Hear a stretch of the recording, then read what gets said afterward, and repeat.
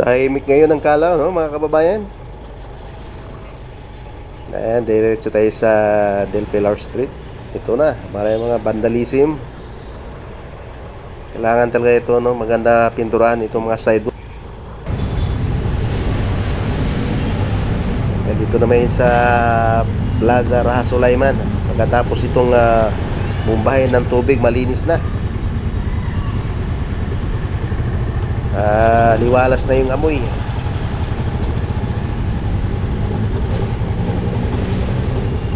Mga punong kahoy ito.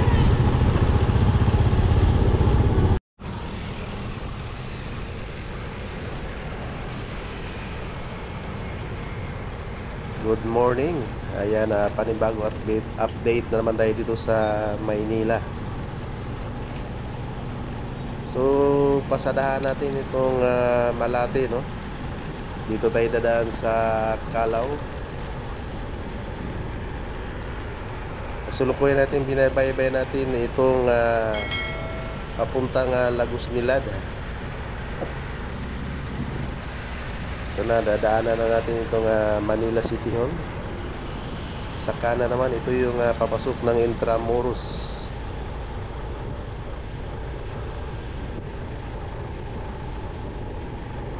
Bababa tayo dito sa Lagos Nilad.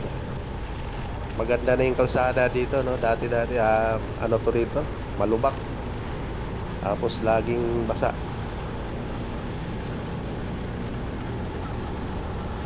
Tatagos tayo dito sa TAF.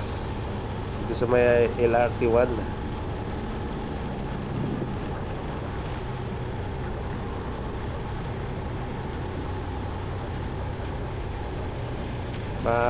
Makikita nyo dito yung madadaanan natin itong bagong mukha ng Lunita.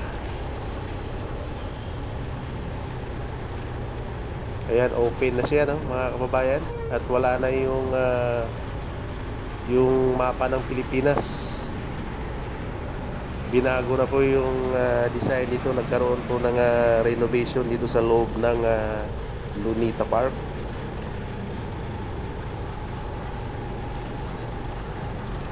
Pero nanatili pa rin itong mga punong kahoy, mga naglalakihang puno.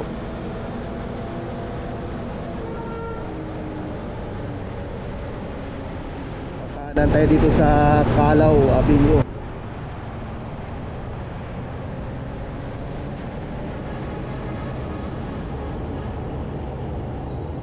Sa kanan tayo dito sa Calao.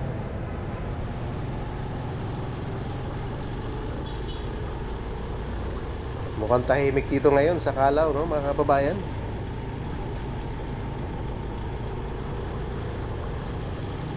Ang luwag, walang masyadong sasakyan na dumadaan ngayon dito. Maluwag, walang traffic.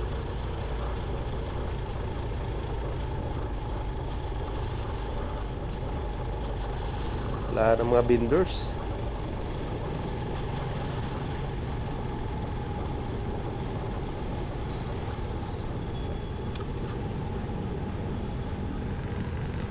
Luwag ng kalsada ngayon.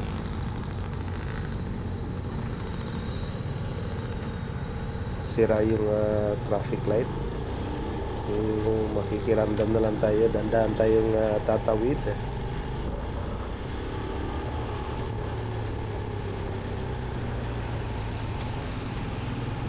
Calao, may araw dito na matao dito sa Calao.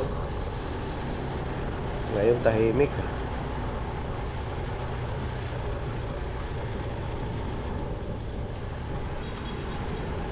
Pag diniretso mo ito, no, ayan, tatagos ng ano yan, Ruas Boulevard. Ayan, wala tayong napapansin dito na mga basura na pakalat-kalat dito sa Center Island.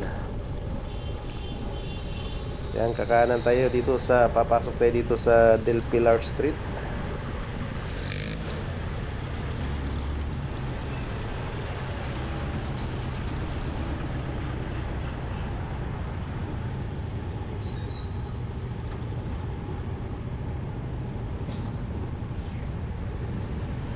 Yan, naka red light.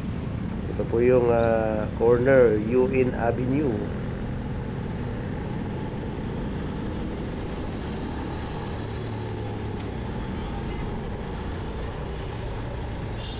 Maganda tingnan sana dito, no? Yung mga pader dito, pinturahan pati yung sidewalk, no, mga kababayan, para maganda tingnan, makulay.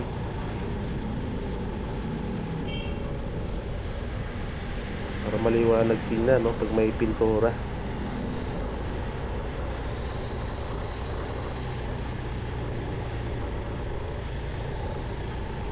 Yung mga building, no, dapat ma-repair.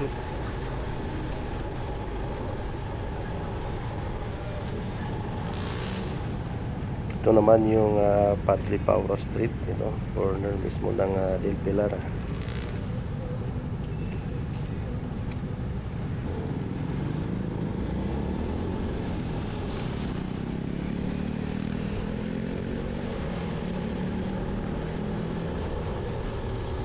Yan, yung mga side talagang tapos yung mga ano, no, yung mga building maganda sana, no, pinturahan para maganda din. May yellow box, yung mga may pedestrian lane po. Yung iba naman dito medyo burado na yung mga pintura, yung dito sa kalsada.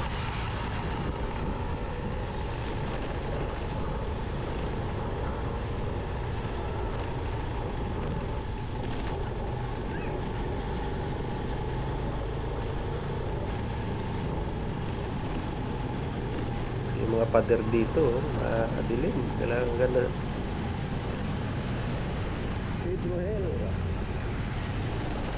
Dito mga tabi-tabi yung mga hotel dito sa part ng malapit dito sa Roas Boulevard.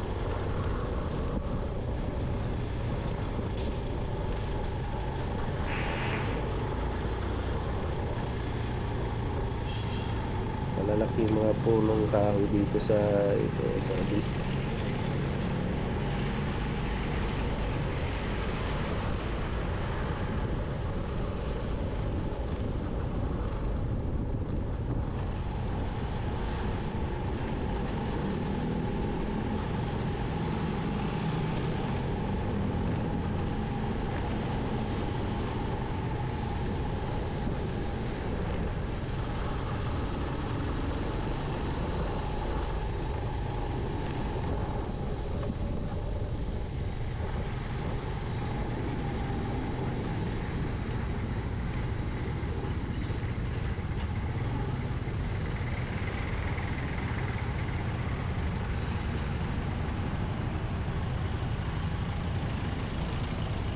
Ayan, dito na tayo sa Remedios Street. Kakanan tayo dyan at dito na yung Plaza Rasulaiman.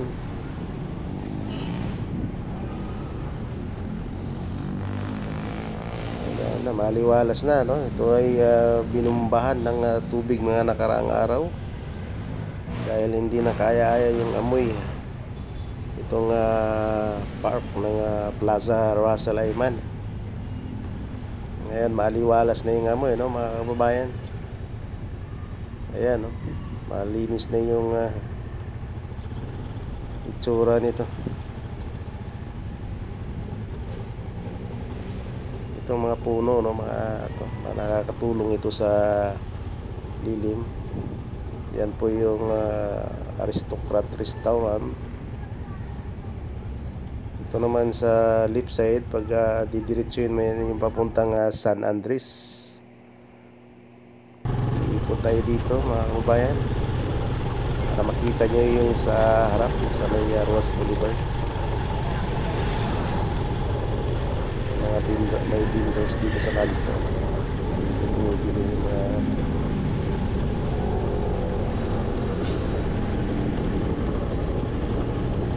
maluwag yung ano dito, no? Walang sasakyan na dumadaan ngayon, no? Walang traffic.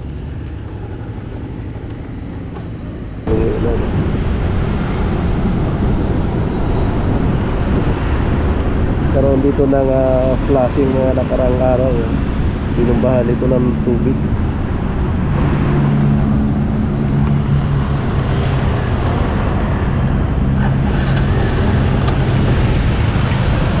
Ito naman yung sa Manila Bay, sa Ross Boulevard.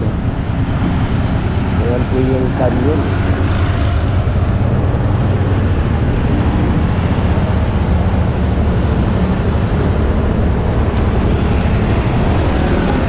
Nilagyan nila ng signage itong nakalagay Raha Sulaiman. Dito pa rin yung mga tanyag ng mga kainan dito sa Malate, dito sa Religious Street.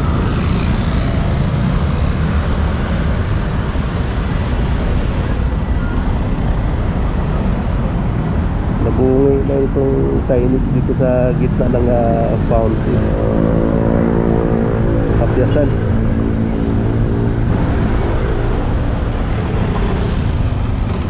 Ganda rito yung mga punong kahoy, mga puno ng mangga dito na nagkaroon ng lilim. Ito yung mga punong kahoy dito sa kapaligiran ng Raha Sulaiman.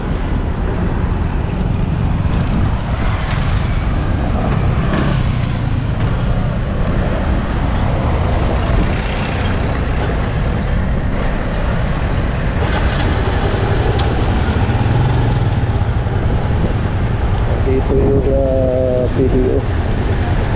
Naglilinis sila dito ng damit.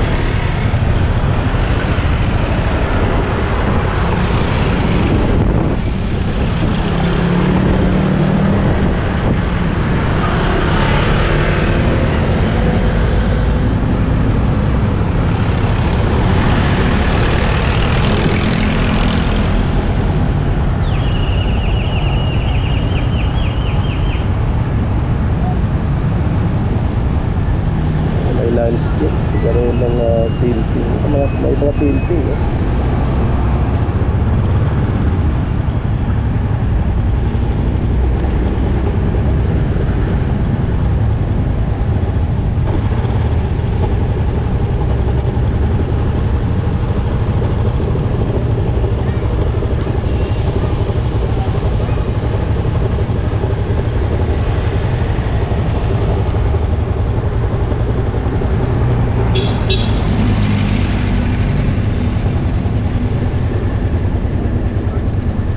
Nakakarga sila ng tubig dito.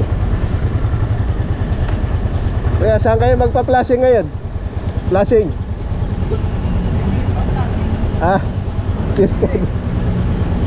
Kayo gumagamit ito? Kayo? Magdidilig lang?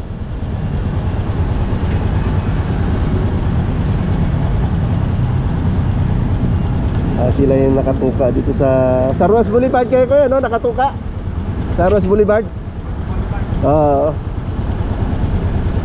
Video sa Ross Boulevard sila naka-assign pala, no? Magdidilig ng mga halaman. Ito kumukuha sila ng tubig dito sa Raha Sulaiman. Kakarga ng tubig. Naubusan yata ng tubig.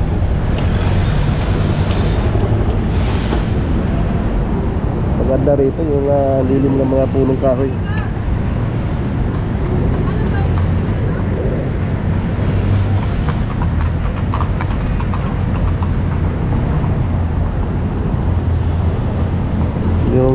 Yung bricks wala na, mga biyak na, bungi-bungi na yung mga bricks dito. Naglagay sila rito ng iba't ibang halaman, nag-landscape sa unahan. Dito binumbahan ng tubig sa kabila, bagong bomba ng binuhusan ng tubig.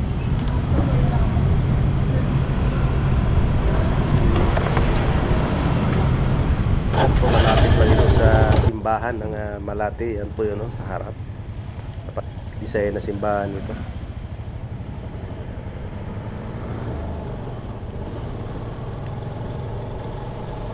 Yun mga kababayan, ang bago pa lang sa ating channel, huwag kalimutang mag-subscribe at i-share na rin yung ating video, no? Para updated kayo sa mga susunod nating update dito sa Maynila. Maraming salamat, mabuhay po tayo. God bless sa ating lahat.